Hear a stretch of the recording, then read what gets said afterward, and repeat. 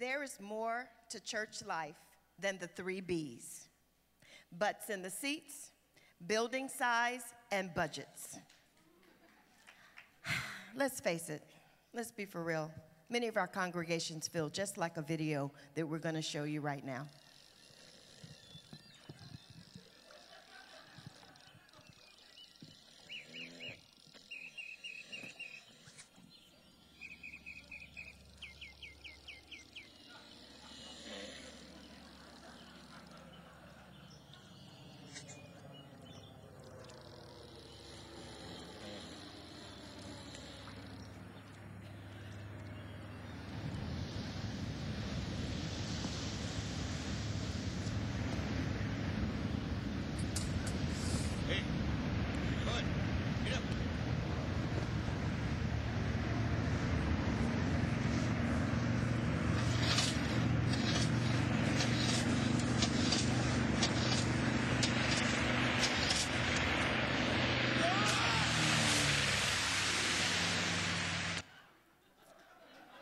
And that's one extreme. Sometimes we only focus on the reports and the metrics for their own sake, and that starts to look a little bit like this video. Hello, Peter. What's happening? We have sort of a problem here. Yeah, you apparently didn't put one of the new cover sheets on your TPS reports. Oh, yeah. I'm sorry about that. I forgot. Yeah. You see, we're putting the cover sheets on all TPS reports now before they go out. Did you see the memo about this? Yeah. Yeah, I have the memo right here. I just forgot. But it's not shipping out till tomorrow, so there's no problem. Yeah. If you could just go ahead and make sure you do that from now on, that would be great. And I'll go ahead and make sure you get another copy of that memo. Okay? Yeah, no, I have the memo. I've got it. It's right. Hello, Phil. What's happening? I'm Chineta Goodjoin, the pastor of New Hope Presbyterian Church in Orange, California. And I'm Becca Messman. I'm one of the pastors at Trinity Presbyterian Church in Herndon, Virginia. And we're here to tell you about an exciting project that Next Church has been working on for the last year. It springs from an image from Scripture where Jesus in John 15:8 calls us to bear fruit. And it also acknowledges something that many of our churches are asking for, which is a theologically sturdy way to talk about how that fruit bearing is going. And so we've been using the term mindful ministry. I tell you the truth, many of our churches feel just like those guys on the boat. It's the truth. They feel that way because oftentimes they don't have the tools to go through the hoops and face the challenges that come before them. And it doesn't allow for creativity or vitality within our congregations.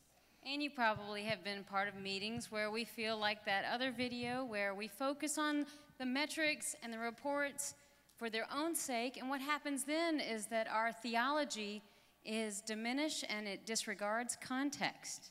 Yes, and so mindful ministry goes way beyond that.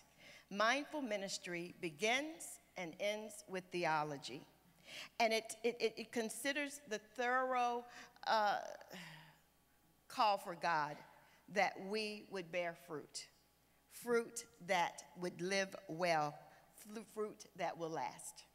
And so somewhere between that extreme of focusing just on the numbers in and of themselves or falling into strictly corporate language, mindful ministry is trying to help seminaries and congregations and other ministries start to talk and work toward effective ministry. That's right. Mindful ministry includes storytelling.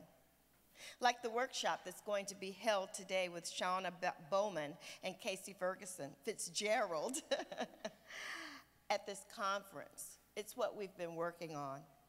Every number represents a person, and every person has a story to tell. How do we tell the story of our particular person in a particular situation? How do we tell the story of a particular congregation in a particular place and time? Ultimately, what is the good news that we want to share? with the world. We've got theology, we've got storytelling, and mindful ministry teaches a culture of assessment. Our group is developing helpful tools that we hope will inspire in the PCUSA a norm of evaluation. And that is so that we can learn from what we have done and apply that learning to growth and health in our churches. These measures will require us to look at the context of our communities, and they will ask of us to get clarity about our purpose and our goals. For instance, how often do we ask ourselves what we seek to achieve before we start a project? Yeah. How often do we evaluate after the project is done whether we achieved that or not? How often do we let a project die that needs to die so that our congregations can experience resurrection? Mindful ministry allows for ongoing accountability, which is so important.